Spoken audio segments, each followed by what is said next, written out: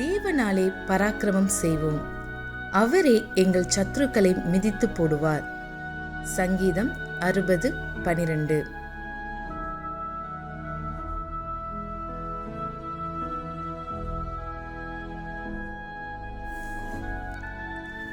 Through God we shall do valiantly, for he it is that shall tread down our enemies. Psalms 60:12.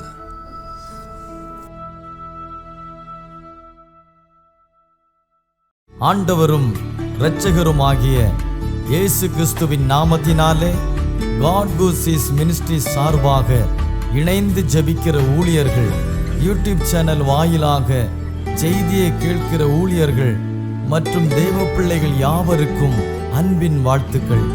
தேவனாகிய கர்த்தர் இந்த மாதத்திலே நம்மை வெற்றி சிறக்க பண்ணுவார் என்பதை உறுதிப்படுத்துகிறேன்.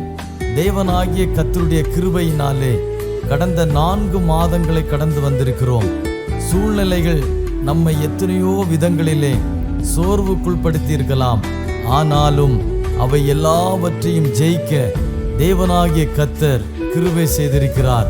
அவருடைய கிருபையும் சமாதானமும் பாதுகாப்பும் தயவும் கடந்த 4 மாதங்களில் இருந்தது போல இந்த 5வது மாதத்திலேயும் உங்களோடும் உங்கள் குடும்பங்களோடும் உங்கள் ஊழியங்களோடும் இருக்க வேண்டும் என்று ஆசீர்வதிக்கிறேன். தேவனாகிய கர்த்தர் நம்மை கொண்டு இந்த மாதத்திலே பெரிய காரியங்களை செய்வாராக. தேவனுடைய ஆசீர்வாதங்களை நாம் ஜெபித்து பெற்றுக்கொள்வோம். கர்த்தர் தாமே பெரிய காரியங்களை செய்வாராக. ஆமென்.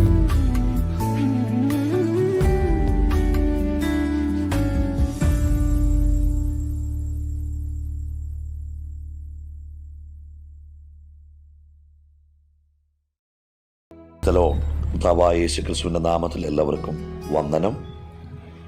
ഈ ശബ്ദം ശ്രവിക്കുന്ന എല്ലാ പ്രിയപ്പെട്ടവരെയും കർത്താവ് അനുഗ്രഹിക്കട്ടെ. ഗോഡ്സ് ഹോസീസ് മിനിസ്ട്രിയുടെ ഡയറക്ടറായിരിക്കുന്ന ദേവദാസൻ തോമസ് അവറുകൾ, മറ്റ് ശ്രേഷ്ഠന്മാരായ കർത്തൃദാസന്മാർ, എല്ലാവർക്കും വന്ദനം. അപ്പോസ്തലനായ പൗലോസ് കൊരിന്ത്യർക്ക് എഴുതിയ 2-ാം ലേഖനം, അതിൻ്റെ 12-ാം അധ്യായം 8, 9, 10 വാക്യങ്ങൾ നമുക്ക് ചില മിനിറ്റുകൾ ധ്യാനിക്കാം. 12-ാം അധ്യായം 8-ാം വാക്യം തുടങ്ങുന്നത് ഇങ്ങനെയാണ്: അത് എന്നെ വിട്ട് നീങ്ങേണ്ടതിന് ഞാൻ 3 വട്ടം കർത്താവിനോട് അപേക്ഷിച്ചു.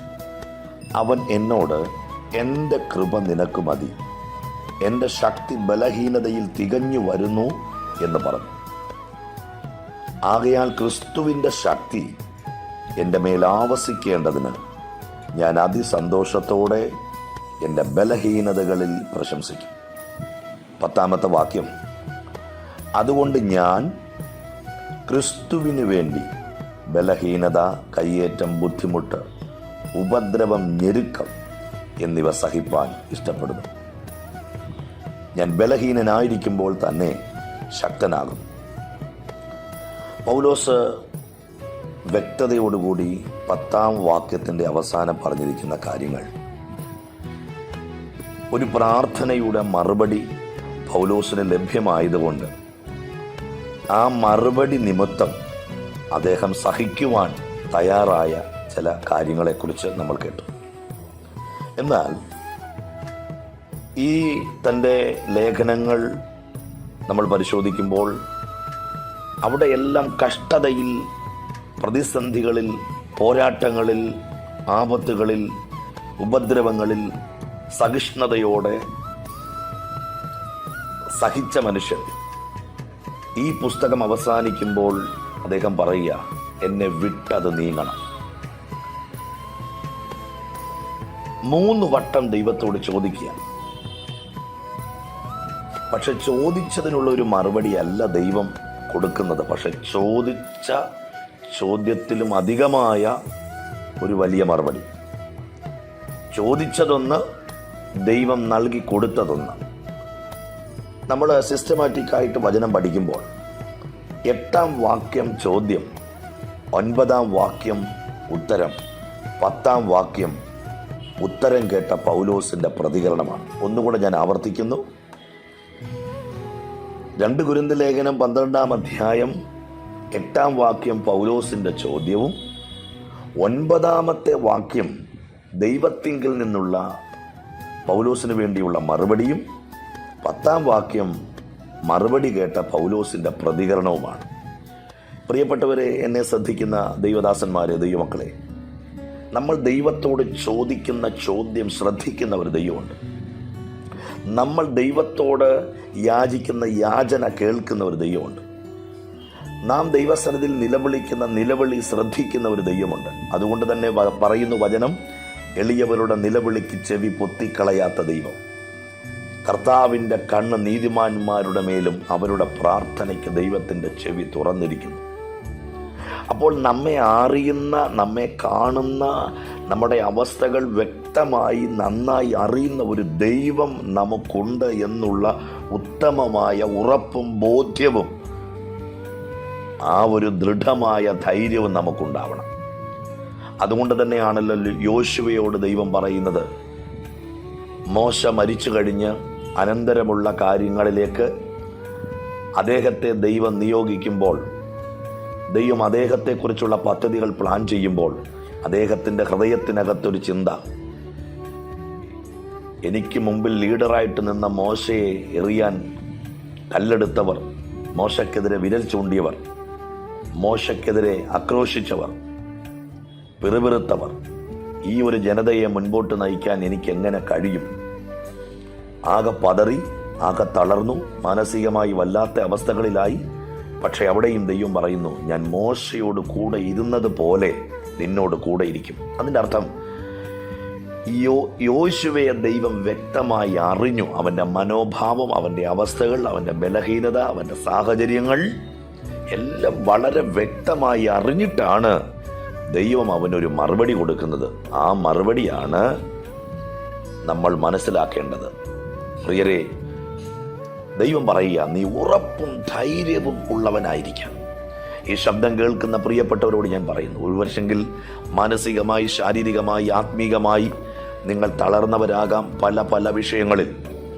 പക്ഷേ അവിടെ ദൈവം നിങ്ങളെ കാണുന്നു, ദൈവം നിങ്ങളെ അറിയുന്നു. കർത്താവ് പറയുന്നു, നിങ്ങൾ ഉറപ്പും ധൈര്യവും ഉള്ളവരായി. അത് രണ്ടും നമുക്ക് നഷ്ടപ്പെടരുത്. പലപ്പോഴും നമ്മുടെ ജീവിതത്തിൽ നമുക്ക് നഷ്ടപ്പെടുന്നത് പല കാര്യങ്ങളെക്കുറിച്ചുള്ള ഉറപ്പാണ്. പലപ്പോഴും നമുക്ക് ചോർന്നു പോകുന്നത് നമ്മുടെ ധൈര്യമാണ്. അതുകൊണ്ട് ഉറപ്പും ധൈര്യവും ഉള്ളവനായിരിക്കുക.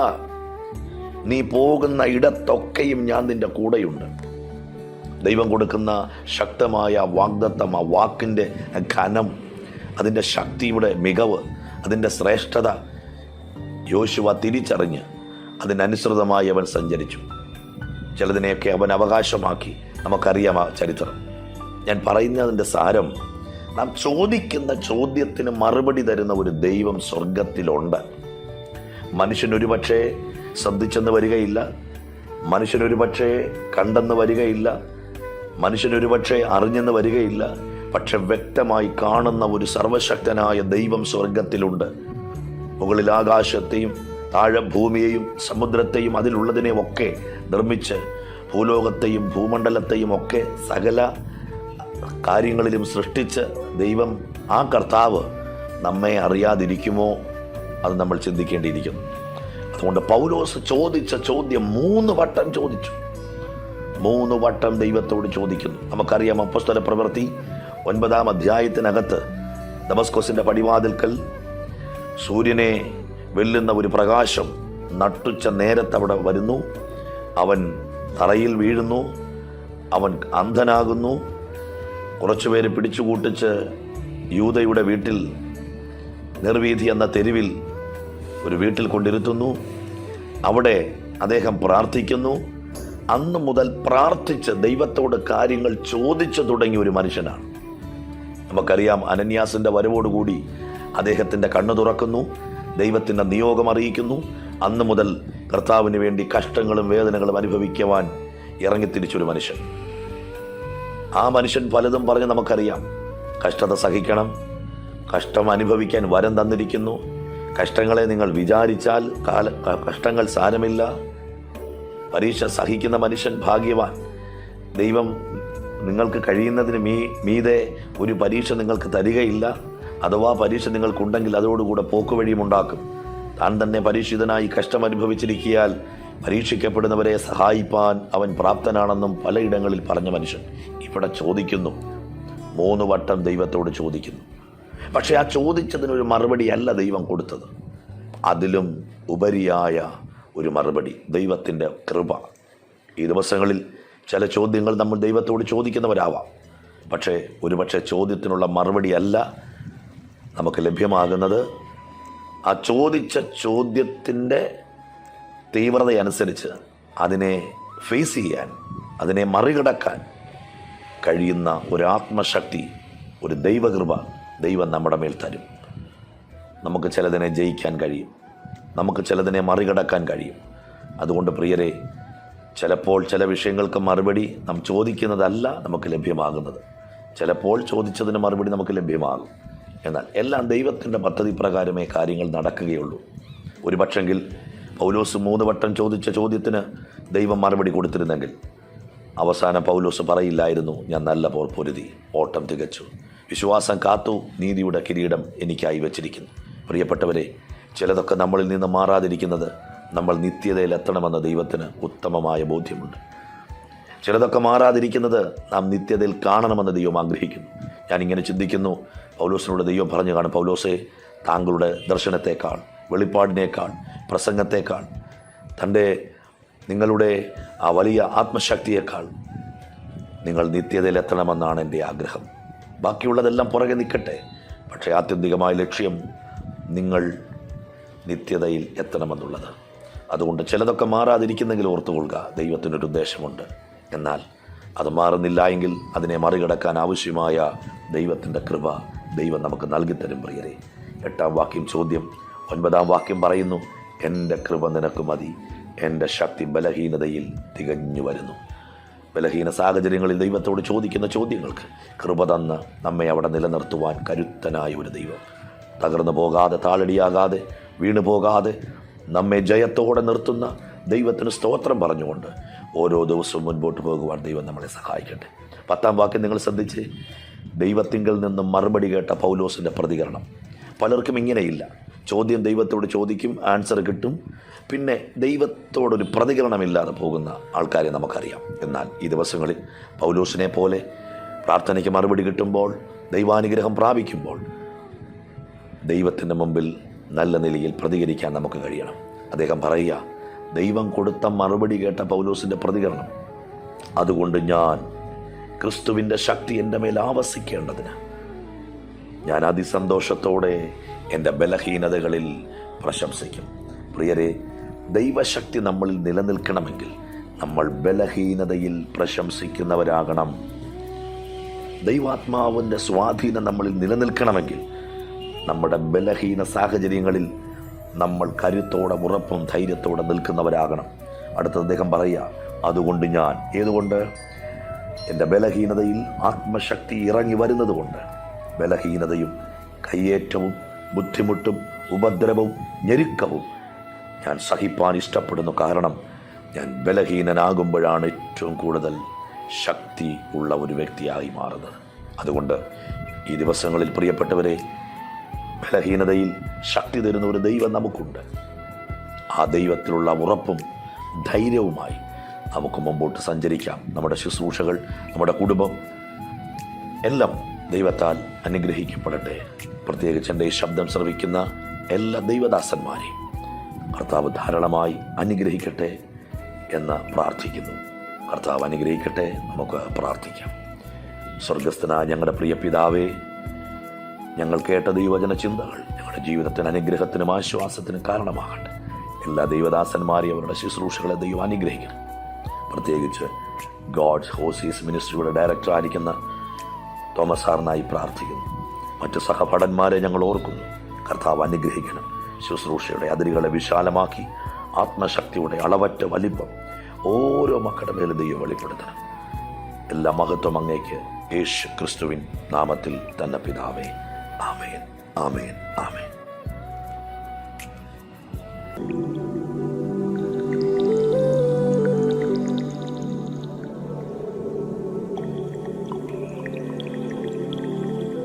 കൂടെയുണ്ടേശുവൻ കൂടെയുണ്ട്,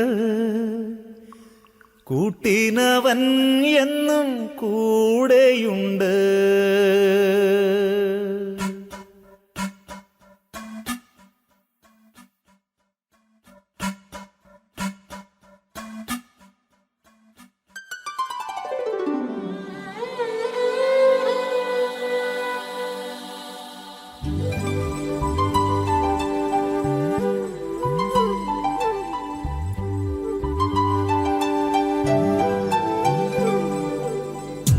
കൂടെയുണ്ടേശുവൻ കൂടെയുണ്ട്, കൂട്ടിനവൻ എന്നും കൂടെയുണ്ട്.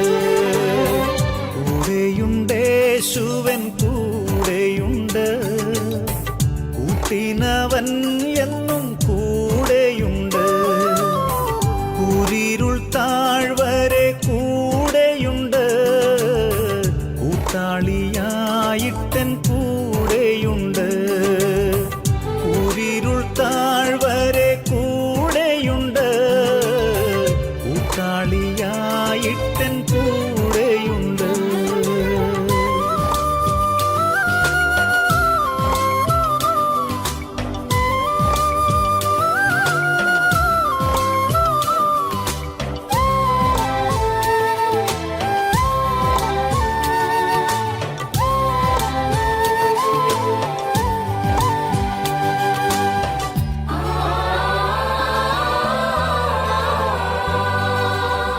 ഭയപ്പെടേണ്ട ഞാൻ കൂടെയുണ്ട്, എന്നുര ചെയ്തവൻ കൂടെയുണ്ട്.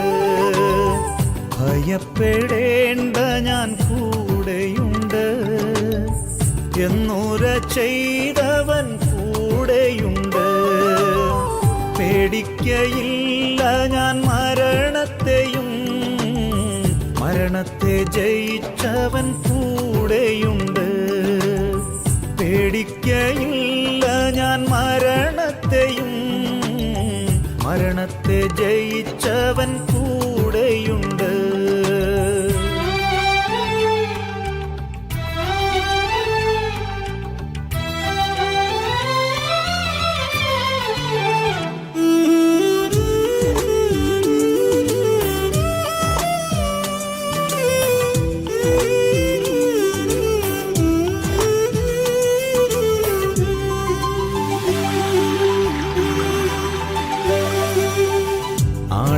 ആഴിയിന്നാഴത്തിൽ കൂടെയുണ്ട്, ആകാശമേഘങ്ങളിൽ കൂടെയുണ്ട്.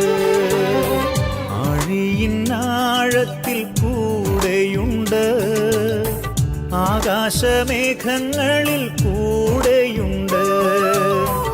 ആവശ്യനേരത്തൻ കൂടെയുണ്ട്, ആശ്വാസദായകൻ കൂടെയുണ്ട്. ആവശ്യനേരത്തൻ കൂടെയുണ്ട്, ആശ്വാസദായകൻ കൂടെയുണ്ട്.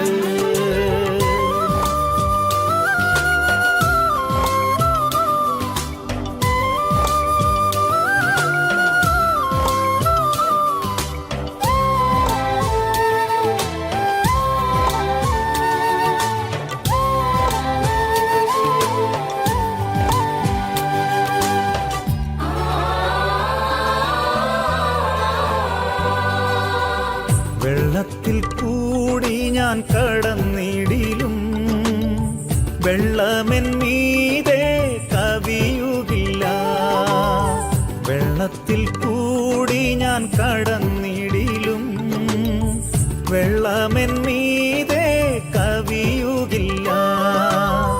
വെന്തു പോകില്ല ഞാൻ തീയിൽ നടന്നാൽ, എൻ താതൻ എന്നോടു കൂടെയുണ്ട്. വെന്തു പോകില്ല ഞാൻ തീയിൽ നടന്നാൽ, എൻ താതൻ എന്നോടു കൂടെയുണ്ട്.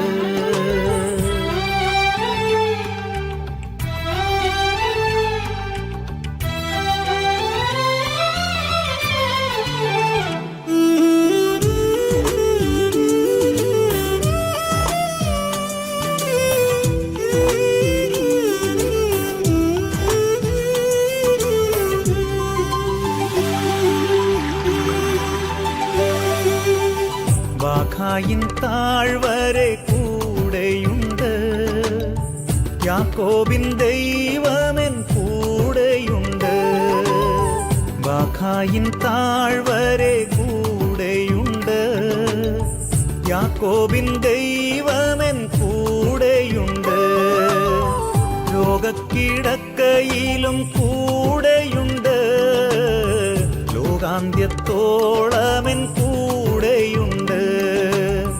രോഗക്കിടക്കയിലും കൂടെയുണ്ട്. ലോകാന്ത്യത്തോളമെൻ കൂടെയുണ്ട്. കൂടെയുണ്ടേശുവൻ കൂടെയുണ്ട്. കൂട്ടിനവൻ എന്നും കൂടെയുണ്ട്. കൂടെയുണ്ടേശുവൻ കൂടെയുണ്ട്. കൂട്ടിനവൻ എന്നും